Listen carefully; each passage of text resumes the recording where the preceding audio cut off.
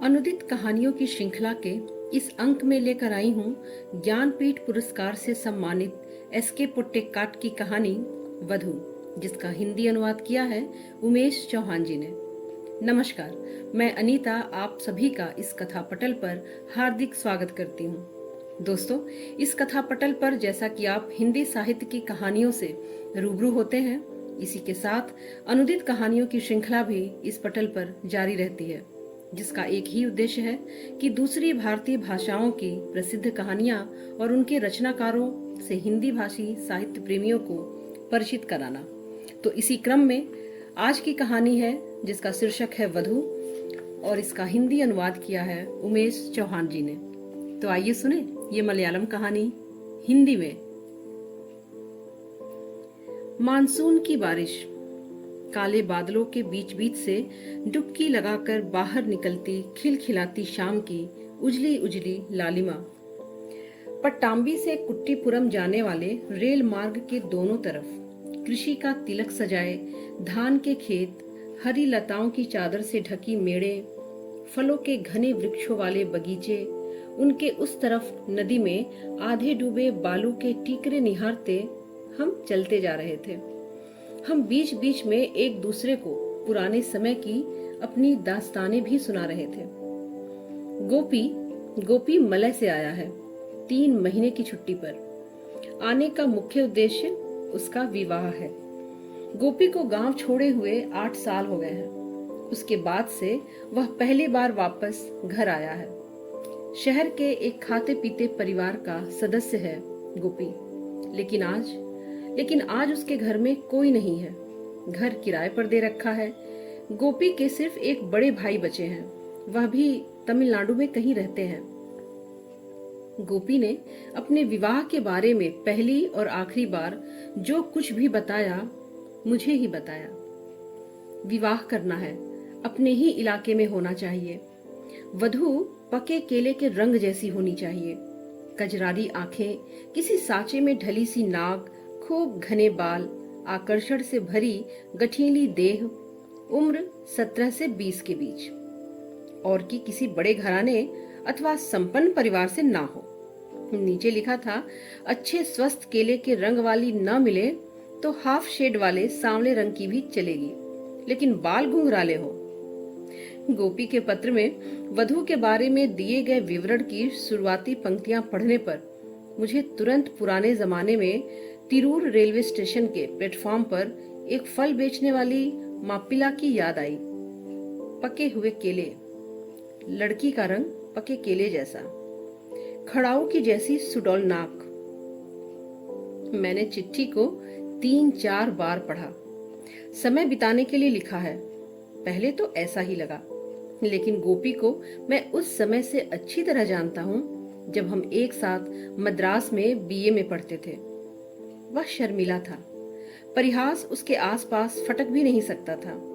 उसने यह सब बड़ी ही गंभीरता के साथ लिखा होगा, लेकिन इस प्रकार की एक लड़की का सपना देखने का क्या कारण हो सकता है? किसी नई फिल्म में एक विशेष चरित्र वाली नायिका की भूमिका निभाने लायक लड़की को खोजने के लिए जिस प्रकार फिल्म का डायरेक्टर विज्ञापन देता है, कुछ उसी प्रकार मैंने गोपी के उद्देश्य के बारे में कल्पना की। मलय में अपने चीनी मित्रों के सामने गर्व के साथ प्रदर्शित करने के लिए ऐसी पत्नी खोज रहा होगा। ठीक है मेरे दोस्त, तेरे मन की जैसी चाहत। लेकिन क्या चश्मा लगाने वाली लड़की हो तो नहीं चलेगी? या लड़की कुछ संगीत पढ़ी हुई हो तो क्या इसे उसकी अयोग्यता माना जाएगा? लेकिन मेरे कुछ पूछने से पहले ही गोपी घर आने के लिए समुद्री जहाज में सवार हो चुका था। गोपी के इस काम में मुझे पसीना बहाने वाला कोई भी प्रयास नहीं करना पड़ा। गोपी के बताए विवरण से लगभग 90% मिलती जुलती एक सौंदर्य राशि मेरी जानकारी में थी।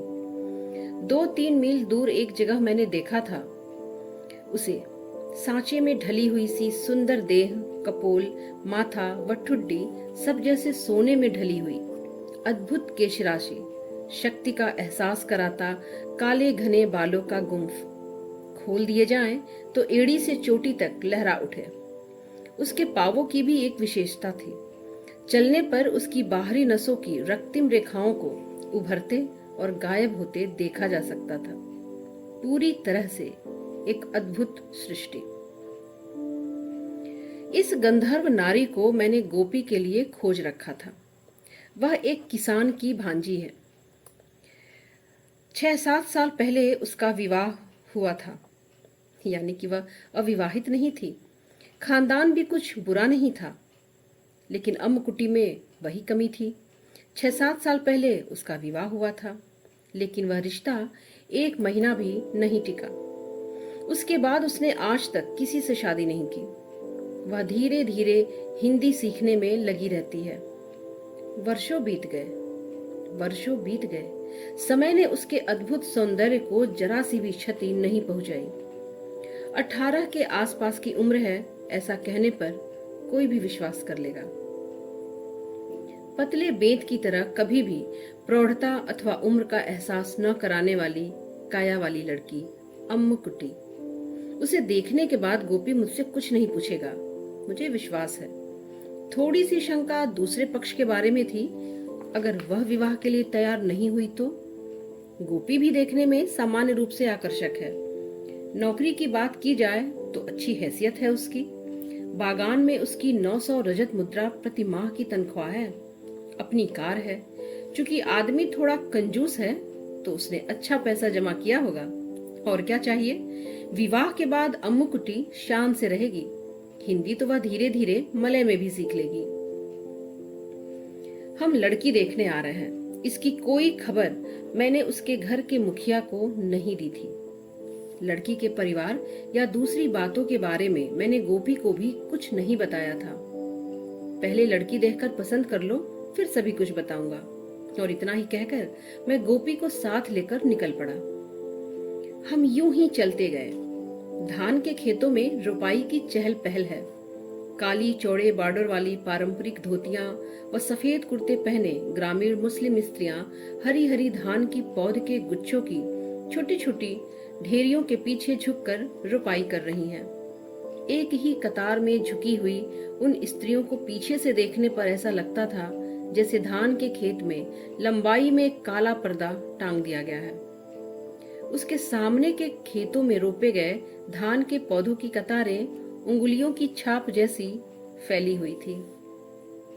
गोपी उन धान के खेतों की तरफ देखते हुए चल रहा था। मैंने कहा, इन जगहों और इन दृश्यों में कोई बदलाव नहीं हुआ है। बदलाव नहीं हुआ है यह कहना गलत है। आवर्तन है, आवर्तन। गोपी ने सीधे खड़े होकर मेरी ओर देखा। उसकी कजरी आंखें बड़ी आकर्षक हैं। हाँ, आवर्तन। उसकी शक्ति को थामना मनुष्य अथवा विज्ञान के लिए संभव नहीं है। घूमते हुए एक विशाल चक्र की पट्टियों की भांति सब कुछ आता है, जाता है, फिर से आता है। सृष्टि, परमाणु, प्रकृति, मनुष्य सब उस आवर्तन की शक्ति के हिस्से हैं। मैं समझ गया कि गोपी एक लंबे दार्शनिक उद्बोधन की तैयारी में है। स्वयं में खोए रहने वाले ये शर्मीले नौजवानों के मस्तिष्क में दार्शनिकता समा जाए तो फिर उन्हें संभाल पाना मुश्किल होता है। मैंने जेब से सिगरेट का पैकेट निकालकर खोला और उसमें से एक सिगरेट निकालकर सुलगाई। गोपी बोलता रहा, मनुष्य के जीवन में भी इस आवर्तन की प्रवृत्ति छिपी हुई है, हमारे छोटे से जीवन के अनुभवों में भी। लेकिन हम उसे जान नहीं पाते अथवा उसकी तरफ ध्यान नहीं देते। नीचे धान के खेतों की मेड़ों पर मापिल्ला स्त्रियों का एक समूह चला आ रहा था। मेरा ध्यान उनकी ओर गया। किसी विवाह समारोह में मेहमान बनकर जाने वाली स्त्रियों का समूह है, ऐसा ही लगा। नववधू को साथ लेकर जा रही होंगी। उनके हरे, पीले, नीले, लाल गहरे रंग वाले सुंदर कपड़ों ने उस हल्की सी धूप में एक इंद्रधनुष सा रच दिया था। शीघ्र ही आकाश काले बादलों से ढक गया, धूप गायब हो गई, एक मध्यम सी रोशनी टंगी रही। जब हम रेलवे लाइन की नाली वाले पुल के पास पहुंचे तब तक वे मेहमान स्त्रियां खुले छाते थामे एक साथ नीचे धान के खेतों से रेलवे की पटरी तक चढ़ाई थी। उनके चले जाने के बाद मैंने पीछे खड़े गोपी से कहा, अच्छे लक्षण हैं। विवाह के बाद नई नवेली वधू को लेकर जाने जैसा दृश्य है। गोपी ने कुछ नहीं कहा। 9 स्त्रियां हैं। 9 की गिनती सौभाग्य वाली होती है। दूर जाते हुए उस समूह को देखकर मैंने भी अपना मत व्यक्त किया। गोपी अब भी कुछ नहीं बोला। मैंने उस शर्मीले इंसान को थोड़ा घूम कर देखा। मैं घबराकर रुक गया। गोपी का चेहरा किसी कागज की भांति सफेद पड़ गया था। आंखें किसी मरी हुई मछली की जैसी हो गई थी। मैंने सिगरेट को जोर से फेंकते हुए गोपी को पकड़ा। गोपी, गोपी। गोपी के हाथ ठंडे पड़ चुके थे। मैंने तुरंत सोचा, मिर्गी। मद्रास में पढ़ते समय 1-2 बार गोपी को यह समस्या होते हुए मैंने देखी थी। मैंने गोपी को सहारा देते हुए धीरे धीरे उस ड्रेन ब्रिज के किनारे बनी चौकी पर पकड़कर बिठा दिया। 5 मिनट तक विश्राम करने पर गोपी के चेहरे की सफेदी कुछ कम हुई। आंखों में जान आई। मुझे सुकून मिला।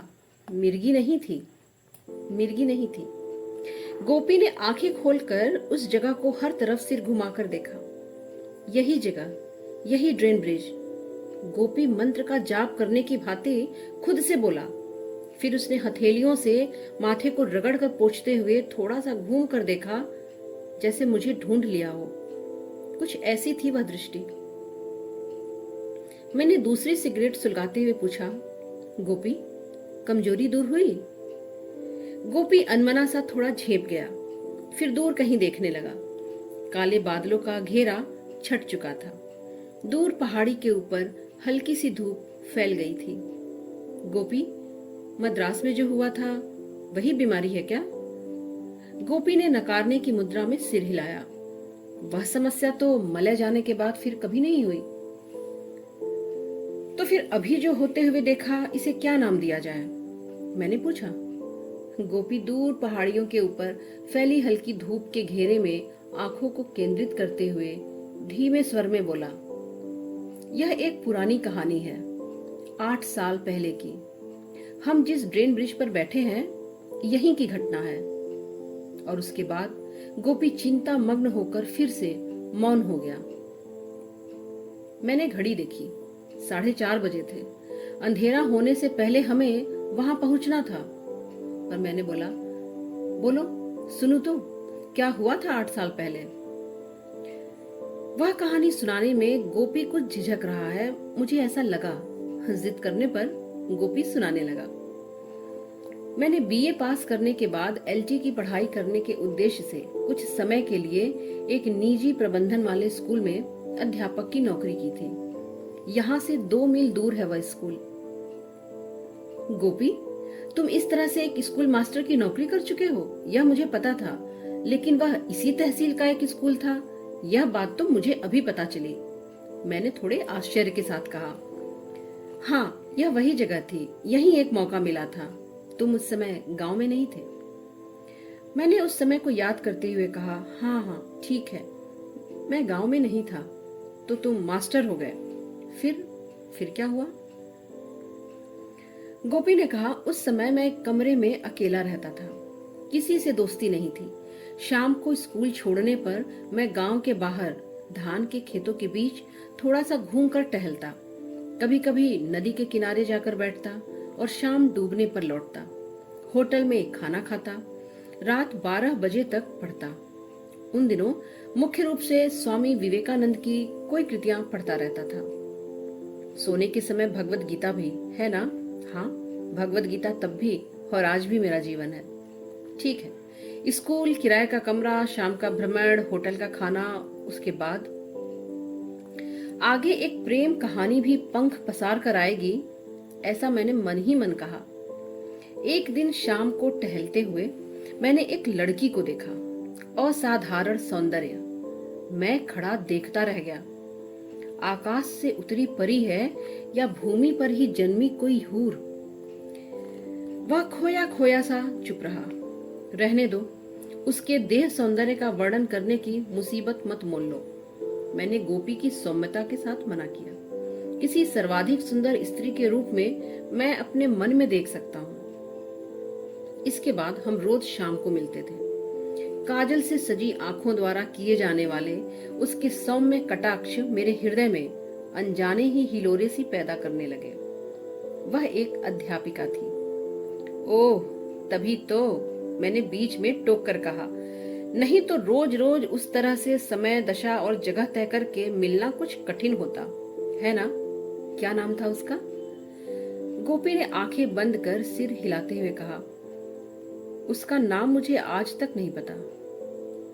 मैंने कहा, ओह, अज्ञात मोहिनी की कहानी। ठीक है, कहानी चालू रखो। तो ऐसे ही मैं रोज उससे मिलता था। जब मैं स्कूल से निकलकर टहलने जाता तब, जब वह स्कूल से निकलकर घर की ओर लौटती तब। इसी रेलवे लाइन के रास्ते से ही उसका आना जाना होता था। लेकिन इस तरह से एक दूसरे से मिलने या देखने के अलावा हम कभी आपस में कोई बातचीत नहीं करते थे। आज तक परस्पर भले न बोले बतियाए, फिर भी एक आत्मीयता थी तुम दोनों के बीच। मैंने उसके इस कटाक्ष बंधन के बारे में तुरंत अपना निर्णय दिया। गोपी ने थोड़ी सी हुंकारी भरी। एक दिन उसका घर खोजने के लिए मैंने उसका पीछा किया। 2-3 मील चलना पड़ा। गोपी ने कहानी जारी रखी। मैंने पूछा, और तुमको पीछे आते हुए उसने देखा नहीं? देखा। उसने घर की सीढ़ियां चढ़ते समय थोड़ा सा मुड़कर देखा भी। और फिर अगले दिन शाम को मिलने पर भी क्या उसने कुछ नहीं कहा?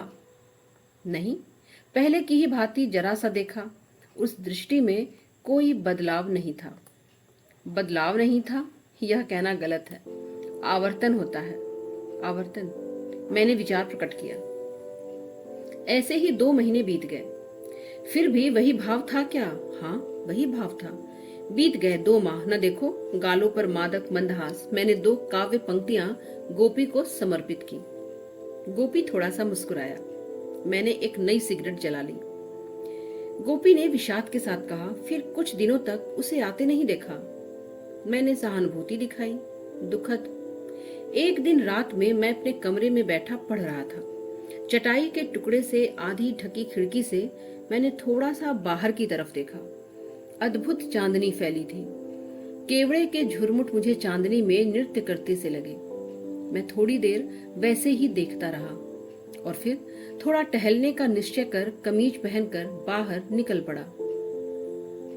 खेतों के बीच से थोड़ा चलकर मैं रेलवे लाइन के पास आ गया और तभी मुझे उसकी याद आई।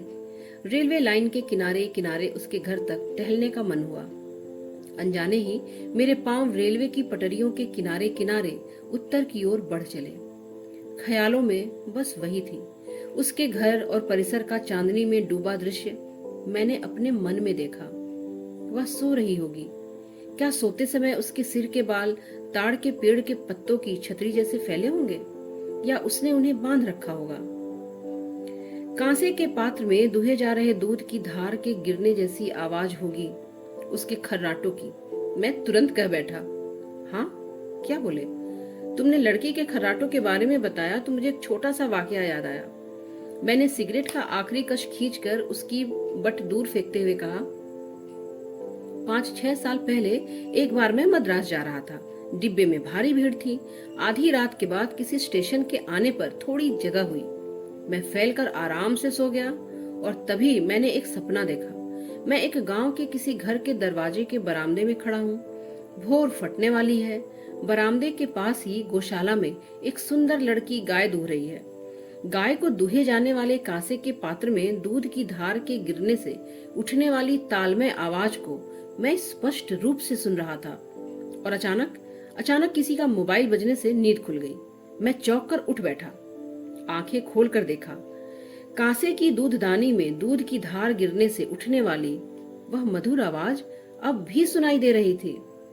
मैंने चारों तरफ देखा तो पास की ही बर्थ पर सो रही एक आयंगर स्त्री के मधुर खर्राटे थे। वह मेरी कहानी सुनकर गोपी थोड़ा सा मुस्कुराया। तभी दूर से आती हुई रेलगाड़ी की तीखी आवाज सुनाई पड़ी। शायद मद्रास मेल होगी। मैंने गोपी से उठकर कहा, उसे लेट कर खर्राटे भरने दो, गाड़ी आ रही है। हमें इस ट्रेन ब्रिज से थोड़ा हटकर खड़े होना चाहिए। और उस चांदनी और ट्रेन ब्रिज को हिलाते हुए मद्रास मेल गुजर गई। मैं उसी तरह रेलवे लाइन के साथ साथ उत्तर की ओर बढ़ा। 4 कोस की कठिन राह चल ढेरों पीड़ा सहकर आया। तेरा सुंदर रूप देखने खड़ा सामने। ऐसा एक चालू किस्म का गीत मेरे दिल में भटकता हुआ सा आया तो मैंने उसे गोपी को सुना दिया। गोपी थोड़ा सहज हुआ। मैंने कहा, तो इस तरह तुम रेलवे लाइन के साथ साथ चलते हुए उसके घर के सामने पहुंच गए, है ना? नहीं, अभी नहीं पहुंचा। अभी तो इस ड्रेन ब्रिज के बीच में ही पहुंचा था, तभी एक अचानक अचानक जैसे शब्द उसके गले में अटक गए हों। गोपी रुक गया। मैंने उत्कंठा के साथ पूछा, फिर क्या हुआ? और तभी काले भूतों का एक समूह धान के खेतों की मेड़ों से होकर इस तरफ चढ़ाया। काले भूत? हाँ, नीचे से लेकर सिर तक वे काले लबादे पहने हुए विशाल पुतलों की तरह थे। गिनती में पूरे 9, सब एक ही तरह के। भरपूर चांदनी में वह अद्भुत दृश्य था। वे निशब्द थे, मेरे सामने आकर रुक गए। मैंने उन्हें गौर से देखा। मेरी नाड़ियां सुन्न पड़ गई थीं। थोड़ा आत्मबल लौटने पर मैंने उन शैतानों को गौर से देखा। वे लुटेरे से लगे, नकबजनी करने वाले। उनमें से कुछ लोहे की विशाल छड़े कंधों के पीछे की तरफ लंबाई में रखकर उन्हें दोनों हाथों से थामे हुए थे। काले अल्पाक बुर्के धारण कर पत्थरों की सिल्लियां थामे यह गिरोह किसी नंबूदरी के इल्लम अथवा जमींदार के पत्ताए पुर्रम को तोड़कर लूटने के इरादे से निकले थे, ऐसा ही लगा। काले लबादों से ढके चेहरों पर नाक के हिस्से के दोनों तरफ के सफेद जालीदार घेरों के भीतर से 18 आंखें मुझे घूर रही थीं। अबे कौन है? एक नकाबपोश गरजा। कहाँ जा रहा है? दूसरे ने पूछा। मुझे तब जाकर अपनी असली स्थिति का भान हुआ। क्या उत्तर दूं? वहां की किसी भी जगह का नाम मुझे पता ही नहीं था। बताया हुआ नाम गलत है, यह समझते ही वे मुझे मार देंगे। मैंने उन्हें देख लिया, यही मेरा अपराध है। लोहे की छड़ों से वे मेरे सिर पर वार करेंगे और मैं वहीं लाश में तब्दील हो जाऊंगा। उस लाश को वे रेल की पटरियों पर जोरों से घसीटेंगे और सुबह वाली गाड़ी के गुजर जाने पर उसके 2 टुकड़े हो जाएंगे। कल लोग उसे देखकर कहेंगे, कोई एक आदमी गाड़ी के नीचे आ गया। कोई मुझे पहचानेगा भी नहीं। हो सकता है स्कूल के लिए जाते समय वह भी मेरे उस शव को देखे। एक बार देखकर मुंह फेर कर वह भी गुजर जाएगी। लेकिन ये लोग मुझे क्यों मारेंगे? मेरे हाथ में घड़ी, पेन या वैसा तो कुछ भी नहीं है। जेब में 4 पैसे भी नहीं है।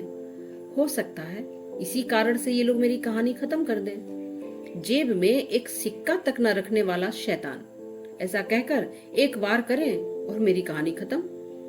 क्षण भर के भीतर ऐसी सैकड़ों चिंताएं मेरे मन में बिजली की तरह दौड़ गईं।